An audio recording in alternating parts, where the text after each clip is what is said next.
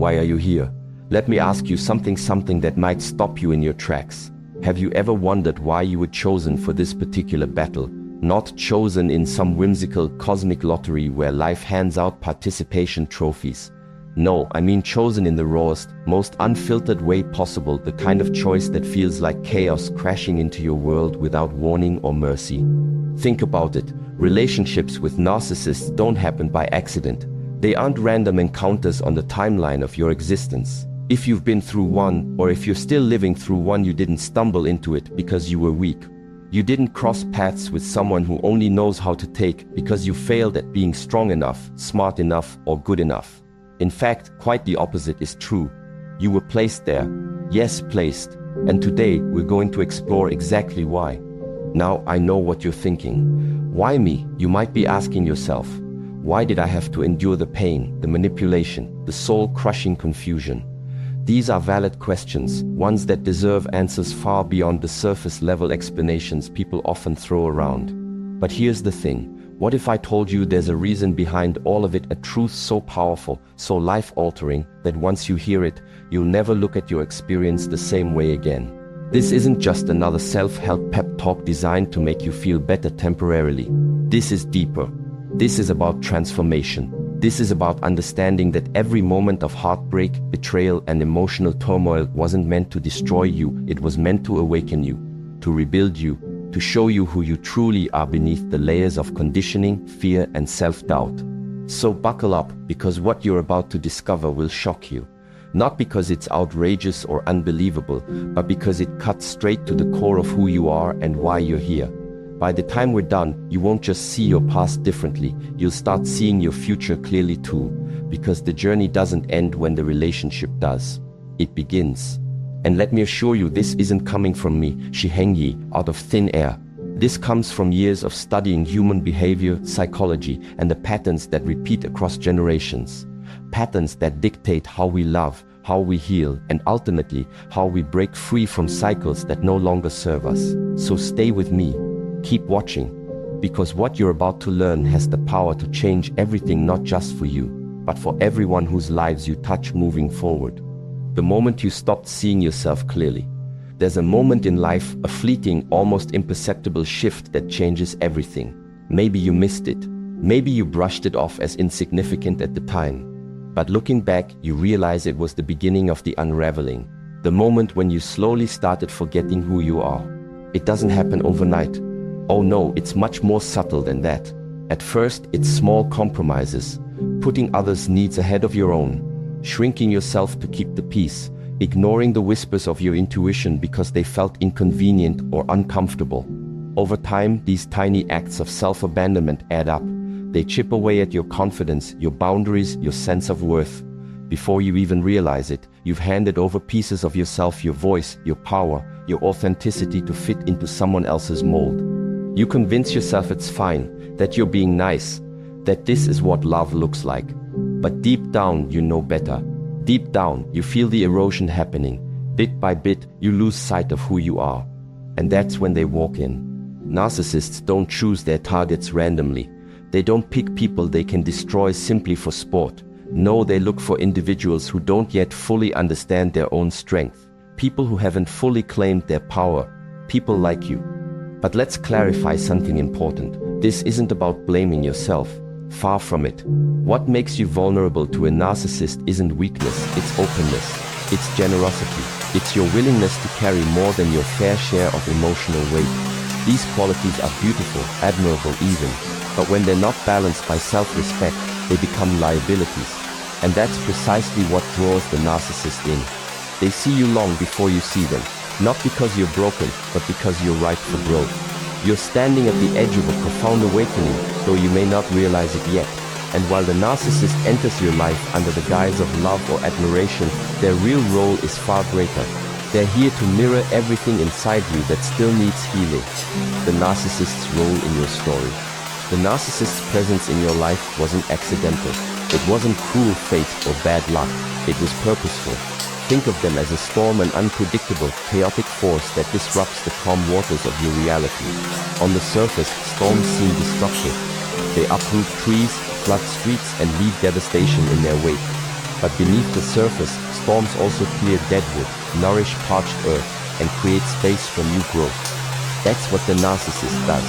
They expose the cracks in your foundation, the cracks you've been ignoring for years. They shine a light on the parts of you that have been hiding in the shadows. The fear of abandonment, the belief that you're only valuable if you're needed, the discomfort with setting boundaries. All those wounds you buried under layers of "I'm trying" come rushing to the surface. At first, it feels unbearable. You think, why is this happening to me? But here's the twist, it's not happening to you. It's happening for you. Every lie they told, every manipulation they used, every gaslighting tactic they employed, it was all designed to push you to your breaking point. Because sometimes, breaking is the only way to rebuild. And that's the key. The narcissist's role in your story wasn't to love you. It was to wake you up, to show you the areas of your life where you've been settling, to force you to confront the truths you've been avoiding, to teach you that you cannot pour from an empty cup and that filling your cup starts with loving yourself first. The pain was directional, not personal. When things fall apart, our first instinct is to ask, what did I do wrong? We treat pain like punishment, as if the universe is mad at us, or we're fundamentally broken. But what if I told you that pain isn't personal? What if I told you that every single moment of heartbreak, betrayal, and confusion was less of a curse and more of a redirection? Because here's what we miss in the middle of the wreckage. When something or someone breaks you down to your knees, it's often because you've been standing in the wrong place for too long. The job you hate, the relationship that drains you, the patterns that wear you out, they become comfortable prisons. You settle. You make excuses. You say, it's not that bad. And the universe, life, God, whatever you believe in, looks at you and says, okay, I tried whispers. I tried signs. Now I've got to flip the whole damn table. That's what the pain was. It wasn't punishment. It was a pivot, especially when it comes to narcissistic relationships. You weren't placed in that dynamic because you were weak. You weren't targeted because you're broken. You were there because there was something inside of you that had to be revealed, something you were never going to find while living safe and small. The narcissist's presence in your life forced your shadow into the light. All the people-pleasing, the fear of being alone, the habit of overgiving, the silence you kept to avoid conflict, it all came to the surface. Why?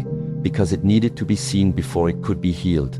Rebuilding yourself from power, not trauma. Once you've hit rock bottom, once you've faced the pain head-on and allowed yourself to sit in its discomfort, you begin the process of rebuilding. But here's the catch, you don't rebuild from trauma. You rebuild from power, from intention, from clarity. Healing isn't about going back to who you were before the chaos. It's about becoming someone entirely new. Someone who refuses to tolerate dysfunction. Someone who sets boundaries not out of anger, but out of self-respect. Someone who speaks up not to prove a point, but to honor their truth. Someone who chooses themselves not as a last resort, but as a non-negotiable. This is where the magic happens. When you go from asking, why don't they love me, to declaring, why did I ever think I had to earn love? You change the game. You stop attracting people who feed off your insecurities and start drawing in the ones who meet you at your healed level. You stop mistaking red flags for intensity and start recognizing that peace is not boring, it's powerful. Breaking the cycle for generations to come. Here's the final truth that will change your reality forever. You weren't born to be a victim. You were born to be a breaker, a chain breaker, a cycle disruptor, the one who stops generational trauma from continuing, the one who says, not with me, not anymore. And yes, it's unfair that this job landed on your shoulders. It's unfair that you had to experience betrayal, manipulation, gaslighting, and abandonment to realize your worth. But the truth is, you were chosen for this because you can handle it. You were placed in this dynamic not to lose yourself, but to find yourself. Not to suffer endlessly, but to become someone who refuses to settle for survival when they were made for more. When you reach that point when you stop waiting for apologies, stop hoping they'll change, and start reclaiming every part of yourself you once gave away out of fear, you step into your power.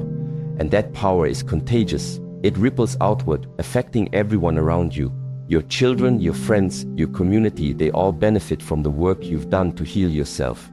Call to action, your next step toward freedom. If anything I've shared resonates with you, if you recognize parts of your story in what I've described, then I want you to do something right now. Pause for a second, take a deep breath, and ask yourself this question: what am I tolerating in my life that no longer serves me? Write it down, say it out loud, acknowledge it, because awareness is the first step toward change. Healing doesn't happen passively, it requires action, it demands courage, and I believe with every fiber of my being that you have both. If you're ready to dive deeper,